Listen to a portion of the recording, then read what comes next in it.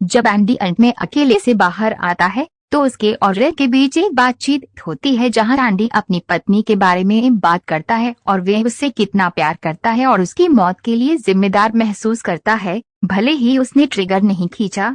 फिर वह अपने उपक्रमों पर चर्चा करता है कि क्या ये उसके लिए एक अच्छा विचार होगा कि वे किसी भी समय जेल से बच जाए।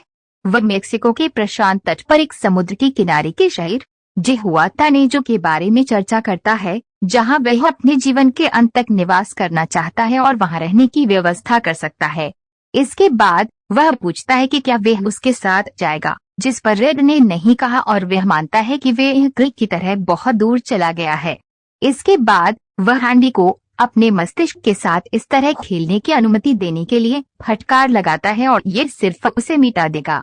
एंडी सहमति जताता है और जाने वाला है जब वह पूछता है कि क्या वह बक्सटन मेन क्षेत्र को जानता है। फिर वह लाल को एक विशिष्ट घास के मैदान के बारे में बताता है, जहां एक पत्थर की दीवार के अंत में एक विशाल ओक का पेड़ है। इसके बाद वह रेड से अनुरोध करता है कि उससे वादा करे कि क्या ये उसके लिए अच्छा होगा कि वे किसी भी समय पैरोल प्राप्त करे। वह उस ओक के पेड़ की तलाश करेगा और पत्थरों के बीच फंसी हुई किसी चीज को वापस ले लेगा, लेकिन बाहर नहीं निकलेगा। जोर से जो भी हो। हालांकि रेड कमिटमेंट्स अपने साथी के नजरिए पर जोर देते हैं। उसकी चिंता तब और बढ़ जाती है जब उसे पता चलता है कि एंडी ने हेवुड से 6 फुट की रस्सी मांगी है। रेड स्वीकार करता है कि एंडी अंत में अपनी सीमा तक पहुंच गया होगा और ये सब समाप्त करने जा रहा है।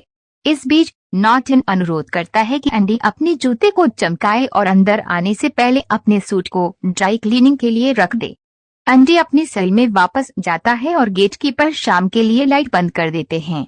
रेड टिप्पणी करता है कि ये उसके जीवन की सबसे लंबी शाम थी।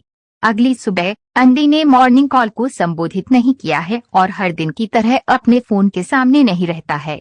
द्वारपाल एंडी को देर से लाने के लिए उस पर चिल्लाता है और वास्तव में मिटाए गए अमृत एंडी को ट्रैक करने की उम्मीद में अपनी सेल में टहलता है।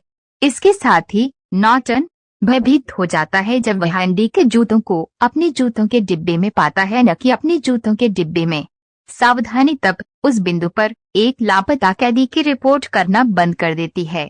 नॉर्टन दौड़कर एंडी की खाली कोठरी में जाता है और स्पष्टीकरण का अनुरोध करता है। हेडली को रेड मिलता है, हालांकि रेड की मांग है कि वे एंडी की व्यवस्था से अनजान रहे।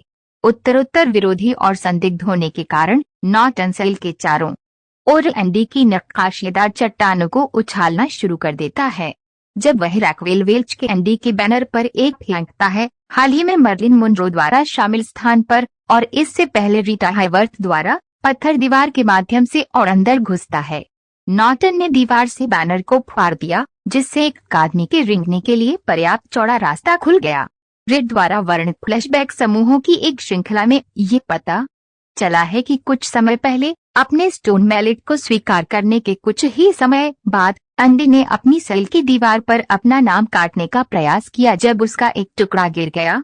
एंडी ईमानदारी से भूगोल से प्यार करता था। ये समझ गया था कि जिस सामग्री से दीवार बनाई गई थी वह उसके लिए उस स्थिति में एक छेद खोदने के लिए काम कर सकती थी, जिससे वे किसी भी समय बचने की उम्मीद